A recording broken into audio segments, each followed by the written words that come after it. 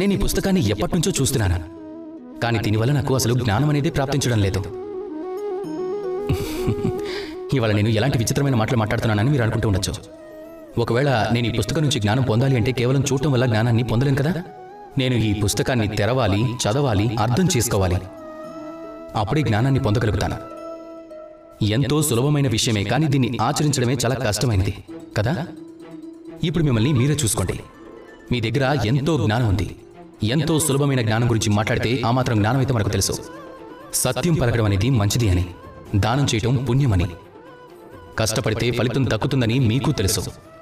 ఈ జ్ఞానం అయితే మనందరి దగ్గర ఉంది. ఇలాంటి ఎంతో జ్ఞానం మన దగ్గర ఉంది. ఆలస్యం కారణంగా, ఉన్మాదం కారణంగా మనం వీటిని ప్రయోగించము, అంతే. ఈ జ్ఞానాన్ని మనం జీవితంలో కలుపుకోం. దీన్ని మనం ఉపయోగించుకోం కాబట్టి దీన్ని ఆచరణలో పెట్టక బాధపడుతూ ఉంటాం.